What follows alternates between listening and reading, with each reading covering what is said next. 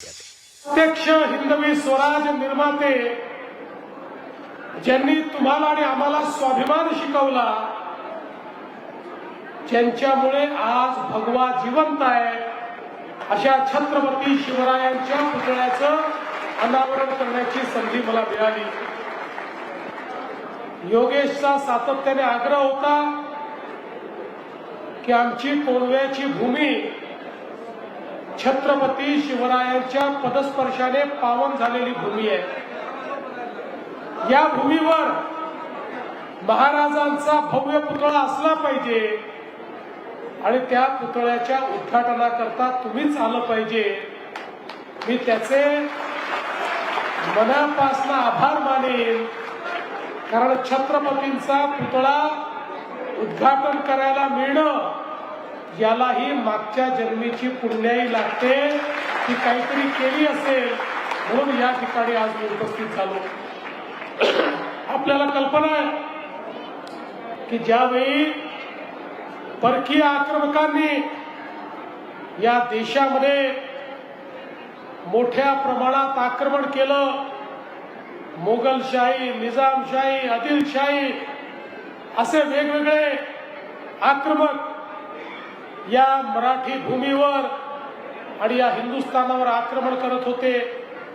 आणि ज्यावेळी अनेक राजे आणि राजवाडे हे मुघलांचे मांडलिक म्हणून त्यांचं अधिपत्य स्वीकारत होते, अशा काळामध्ये आई जिजाऊंच्या आशीर्वादाने छत्रपती शिवरायांनी शपथ घेतली स्वराज्य निर्माण करण्याची आणि 18 पगड जातीच्या लोकांना एकत्रित करत त्यांच्यामध्ये विजिगीषू वृत्तीचं रोपण केलं आणि त्यांच्या माध्यमातून हिंदवी स्वराज्य त्या ठिकाणी स्थापित केलं.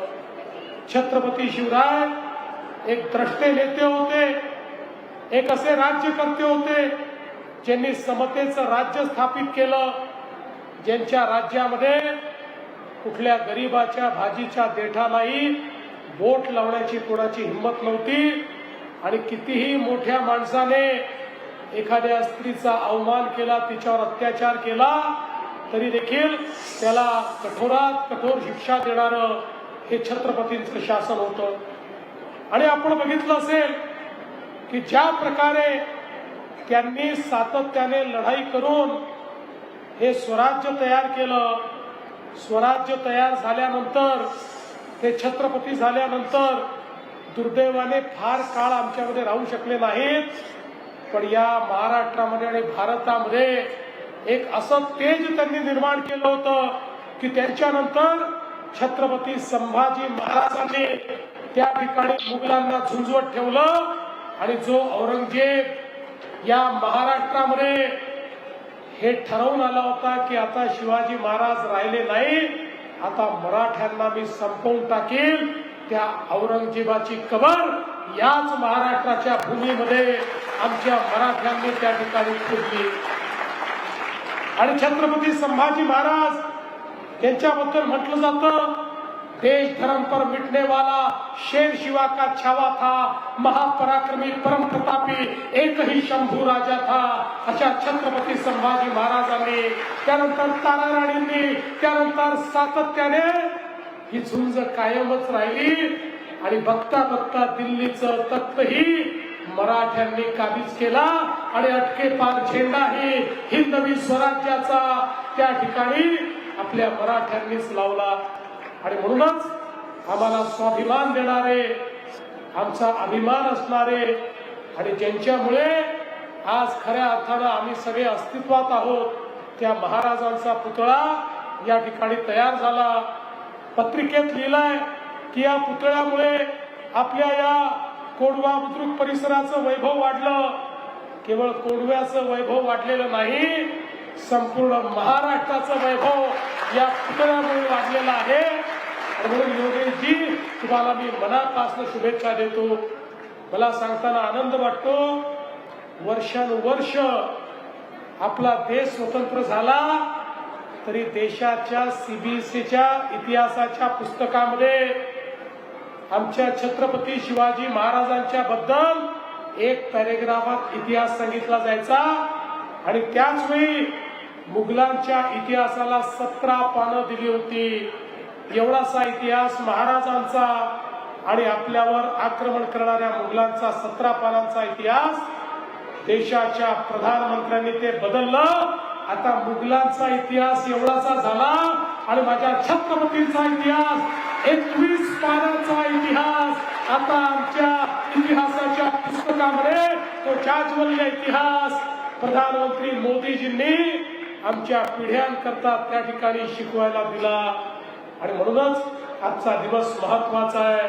आज आमच्या कोंढव्यामध्ये या ठिकाणी खरं म्हणजे मी 2018 साली कात्रज कोंढव्याच्या रस्त्याच्या उद्घाटनाकरता भूमिपूजनाकरता आलो होतो. काम काही झालंय, काही बाकी आहे, पण आता मला असं वाटतं लवकरात लवकर हे काम आपण पूर्ण करू. आज खरं म्हणजे मला या ठिकाणी सांगितलं पाहिजे की वेगवेगळ्या मेट्रोच्या मार्गांना देखील आपण मान्यता दिली आहे. त्या माध्यमातून आपल्या कोंढव्याचा भाग आता या मेट्रोच्या माध्यमातून जोडून पुण्याच्या इतर भागाशी देखील त्या ठिकाणी आपण जोडतो. शिवाजीनगर ते येवलेवाडी मेट्रो मार्गास मान्यता, स्वारगेट ते कात्रज मेट्रोचा मार्ग कोंढव्यापर्यंत आणण्याचा आपण काम करतो आणि पुरंदर विमानतळाची जोडणारी प्रस्तावित मेट्रो देखील आपण कोंढव्याला या ठिकाणी देतो आहोत. यामुळे भविष्यामध्ये खूप मोठी कनेक्टिव्हिटी या भागाला मिळेल हा विश्वास मी आपल्या सगळ्यांना देतो. आज खूप कार्यक्रम आहेत आणि कदाचित 4 वाजता इलेक्शन कमिशननी पत्रकार परिषद ठेवल्यामुळे त्यांनी जर इलेक्शन घोषित केलं तर माझे कार्यक्रमच होणार नाहीत. म्हणून मी अधिक न बोलता आपल्या सगळ्यांचं मनापासून अभिनंदन करतो आणि योगेश आणि ज्या ज्या लोकांनी हा पुतळा बनवण्याकरता या ठिकाणी श्रम केले त्या सगळ्यांचं मनापासून अभिनंदन करून माझं बोलणं संपवतो. धन्यवाद. जय हिंद, जय महाराष्ट्र, छत्रपती शिवाजी महाराज की. आपल्याला लाडक्या बहिणी सगळे आलेले आहेत. तर संपूर्ण महाराष्ट्राचं वैभव छत्रपतींच्या पुतळ्यामुळे वाढलेलं आहे. मुख्यमंत्री देवेंद्र फडणवीसांनी पुण्यामध्ये हे भाषण केलेलं आहे.